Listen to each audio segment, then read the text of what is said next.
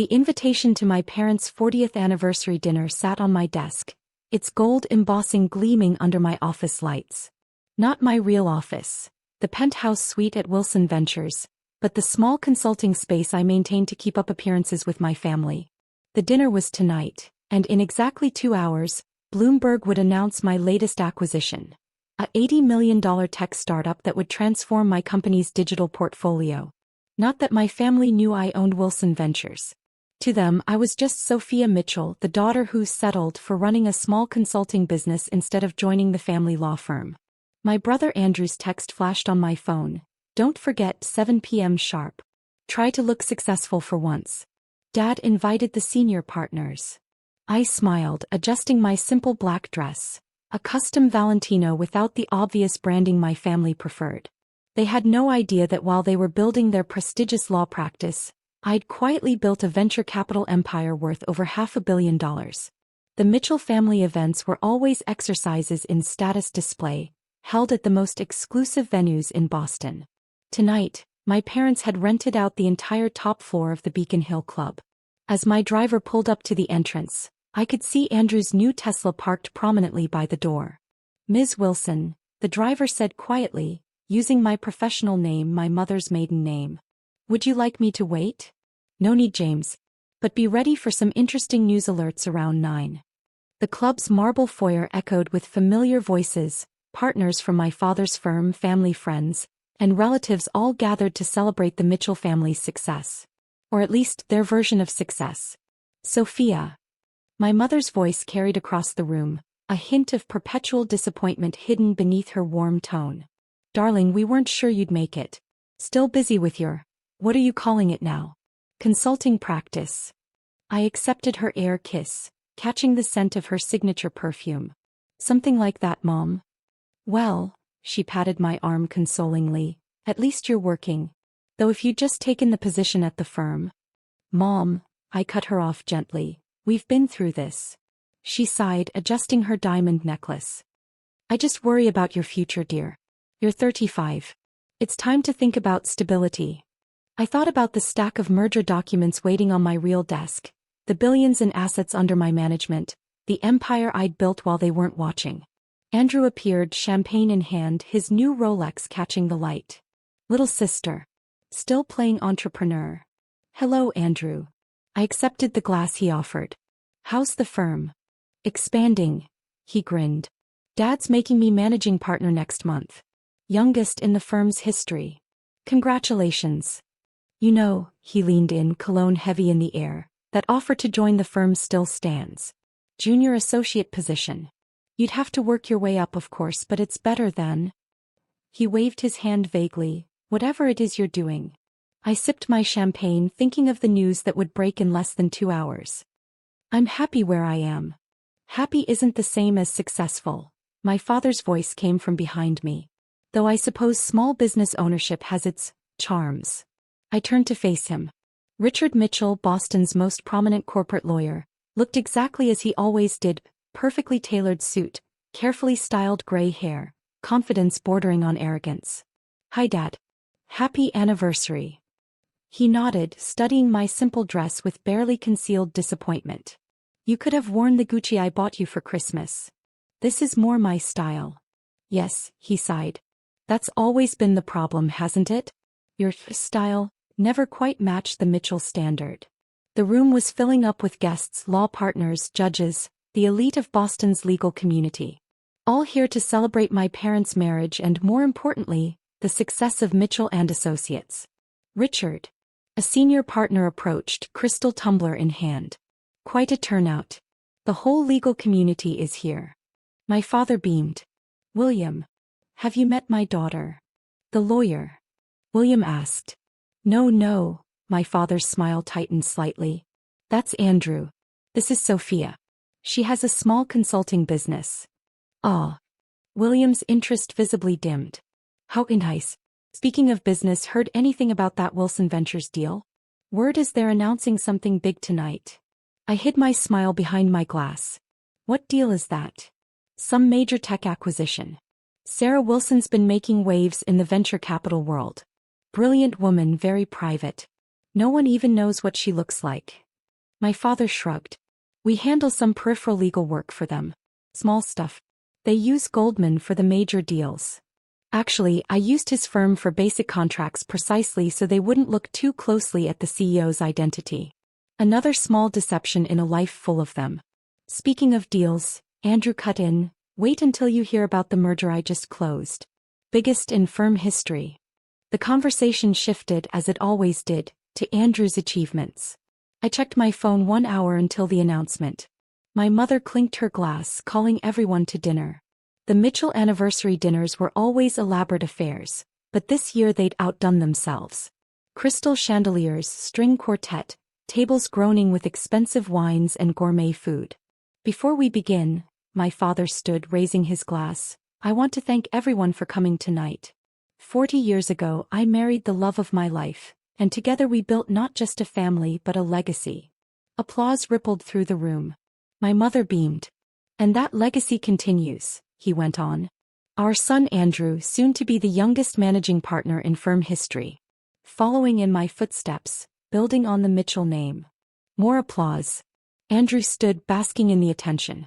And of course, my father's voice softened slightly, our daughter Sophia, who chose a different path. The silence that followed was heavy with unspoken disappointment. A small business owner, he continued, trying to sound proud and failing. Which is admirable in its own way. I checked my phone again. 45 minutes. Really, Sophia, my mother whispered from beside me, you could at least pretend to be interested in your father's speech. Oh, I am, I assured her. I'm just waiting for something. Another client for your little consulting firm? Andrew smirked. Something like that. The dinner proceeded as these events always did. Partners discussed cases, judges shared war stories, everyone celebrated the mighty Mitchell legacy. I sat quietly watching the time tick down. You know, Andrew said loudly enough for nearby tables to hear, the firm's junior associate salary is probably triple what you make in a year, Sophia. Just saying. Probably, I agreed mildly. I just hate seeing you waste your potential, he continued. You could be part of something big, not just consulting. I checked my phone one last time. 5 minutes. Actually, I said quietly, I am part of something big. Very big. Your 3-person office in Cambridge? He laughed. That's not exactly Mitchell and Associates. No, I agreed. It's much, much bigger. My father overheard us. Sophia, please. Not everyone can handle the pressure of real business. There's no shame in staying small. I stood up slowly, smoothing my dress. Would you all excuse me for a moment? I need to make a call. Now, my mother frowned. During your father's anniversary dinner? Trust me, I smiled. You'll want me to take this call. As I walked toward the door, I heard Andrew's voice, just a small business owner trying to play with the big kids. I paused, turning back. You might want to turn on CNBC, brother dear. Something interesting is about to happen. The confusion on his face was just the beginning. The real show was about to start. I stood in the club's elegant hallway watching the seconds tick down on my phone. Right on schedule, breaking news alerts started flooding in. Wilson Ventures acquires TechFusion for $80 million. Sarah Wilson's latest acquisition shakes tech industry. Venture capital queen strikes again. Wilson Ventures expands digital portfolio. Inside the dining room, I heard the first gasp. Someone had CNBC running on their phone. Breaking news. The anchor's voice carried through the open door. In a stunning move, venture capital powerhouse Wilson Ventures has acquired artificial intelligence startup TechFusion for $80 million. Sarah Wilson, the mysterious CEO who's built a $500 million empire, continues to reshape the tech investment landscape. I walked back into the room just as Andrew choked on his wine. My father stood frozen, his anniversary speech forgotten. On 3 different phones, my face appeared on the screen. A professional headshot released with the announcement, captioned Sarah Wilson, CEO of Wilson Ventures. Sophia. My mother's voice was barely a whisper. What is this? I took my seat calmly, picking up my wine glass. This? Just another day at my small business. The room erupted in chaos. Law partners who'd dismissed me moments ago suddenly couldn't take their eyes off me. Judges who'd barely acknowledged my existence were now leaning forward, hanging on every movement. You're Sarah Wilson? William, the senior partner, stammered. But that's impossible. Wilson Ventures is worth $500 million, I finished for him. Give or take a few million. Mother's maiden name, by the way. Though none of you ever paid attention to that side of the family. Andrew's face had gone from red to white. All this time, while we thought you were just running a small consulting firm? I smiled. Yes, that was the point. Though if you'd ever actually visited my little office in Cambridge, you might have noticed it was just a front. My father found his voice. Why didn't you tell us? I looked at him steadily. Would you have believed me? When have you ever believed I could succeed at anything bigger than small business ownership? But he glanced at his phone where the news was still breaking. You're one of the most successful venture capitalists in the country. Yes, I agreed. And I did it without the Mitchell name. Without your connections. Without your approval. My mother's hand shook as she reached for her water glass. Darling, if we'd known. You'd have what? I asked quietly. Treated me differently? Respected me? Seen me as something more than the disappointment who wouldn't join the family firm. The string quartet had stopped playing. Every eye in the room was on our table. My father's carefully orchestrated anniversary dinner had become something else entirely. The firm, Andrew said suddenly. All those small contracts Wilson Ventures sends us. Were a convenience, I finished. A way to keep you just close enough not to look too closely. Though I must say your billing rates are rather high for basic contract work. William leaned forward. Sarah, I mean Sophia, we should discuss moving your major deals to Mitchell and Associates. Now that we know. No, I cut him off. I don't mix family with business. That was made very clear to me when I turned down the junior associate position. My father winced at the reminder. Sophia, surely we can. What?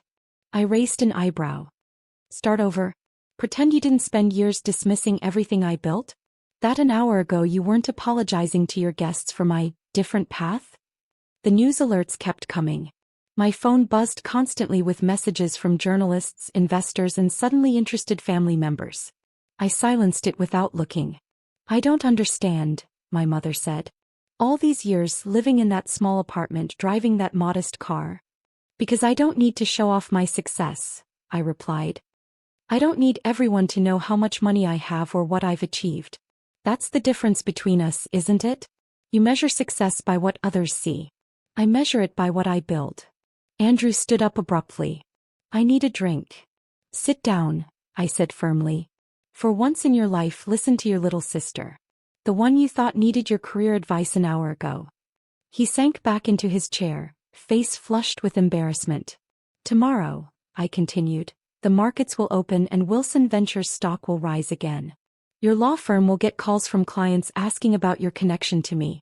People will want to know how the Mitchells produced such a successful daughter. And what should we tell them? My father asked quietly. The truth, I smiled. That you had no idea. That while you were busy building your law firm and protecting the Mitchell name, your daughter built something bigger. Without your help, your connections, or your approval. I stood up, smoothing my simple dress. Now if you'll excuse me, I have a merger to finalize. Happy anniversary, Mom and Dad. The dinner was lovely. Wait, my mother called out. Please, can we talk about this? As a family. I turned back one last time. We are talking about it. For the first time in years, you're actually hearing me. Isn't it interesting what $500 million can do for a conversation? As I walked out, I heard Andrew mutter, Jesus Christ, my little sister is Sarah Wilson. My driver was waiting outside, a knowing smile on his face. Home, Ms. Wilson? No, I checked my phone, seeing 47 missed calls from family members. To the office. The real one. The next morning, I sat in my penthouse office at Wilson Ventures, watching the market reaction to the TechFusion acquisition.